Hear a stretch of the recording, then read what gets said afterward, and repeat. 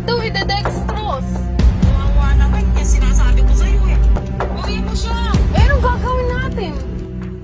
Family day ngayon pero busy nga ang mga parents kaya ang kasama ko ngayon si H2 at si Ditche. Kasama na rin namin si Luca yung una kong aso para naman maipag-groom na namin siya. Kasagsagan nga nung init nung umalis kami sa bahay. At matagal-tagal na rin talaga nang huling umalis kaming magkakapatid. Pero bago kayo magpunta sa SM Baliwag, dinaan na muna namin sa Petso si Luca para maipag-groom. Sobrang haba na rin kasi ng buhok niya at nagkabuhol-buhol na talaga. Pero dahil sa dami na nagpapag-groom, sabi ng groomer balikan na lang daw namin si Luca mga 2 to 3 hours. Ano man naisipan na namin pumunta ng SM Baliwag dahil 10 minutes away lang naman to sa Petso. Mga sa H2, excited, nakamasid na naman. Punta nga namin doon, dumiretso agad kami ng Thomas World at hindi na ako nakapag-video dahil in-enjoy talaga namin maglaro dito. Napagod na nga kami maglaro, naisipan na rin namin kumain at hindi pa talaga kami nagla-lunch apat. Mula din kasi nung nauwi ako dito sa Pilipinas, nakahiligan ko na talaga kumain dito. Bilis lang naman yung order dahil wala naman masyadong tao. Alas pare-pareho nga lang din yung in-order namin, kaya lang yung mga kapatid ko talaga hindi masyadong mahilig kumain dito. Titong lasagna talaga nila ang binabalik-balikan ko dahil napakasarap nito lalo na kapag may kapartner na garlic bread. First time nga lang din daw matikman ni Ditchito dahil hindi daw talaga sila kumakain dito.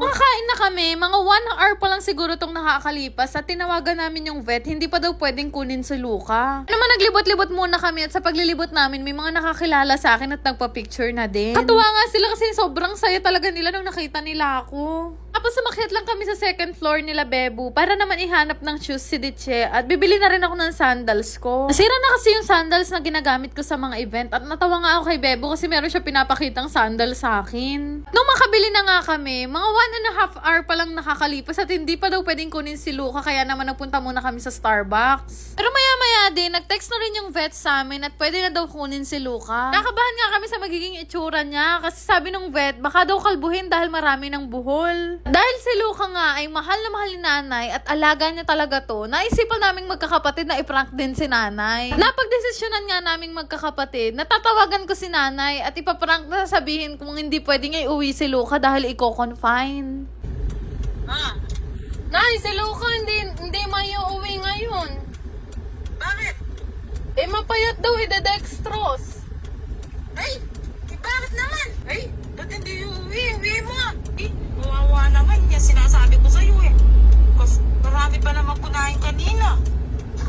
Kaya daw pala hindi magana kumain. Eh, bilhin mo na lang vitamins. Ay, ayaw ko pa dextrose siya. Ayaw ipauwi ng doktor eh. Ba't naman ayaw pa uwi? Eh, pumirma ka ng ano. Kaya sa'yo, huwag mo nang pagamot siya. Huwag mo nang pagupit eh. Yun, ayaw pa pa uwi.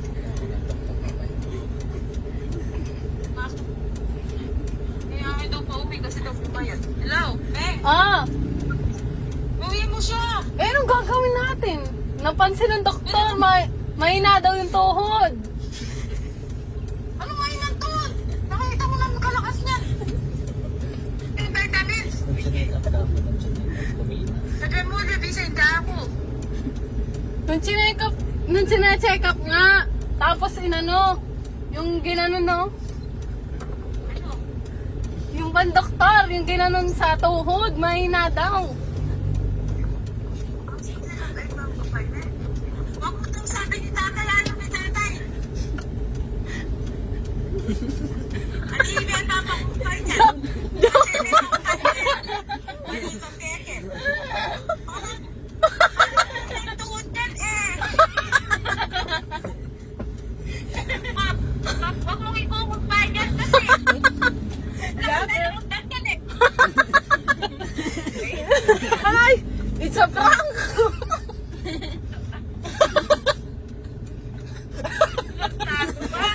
Juno ka na!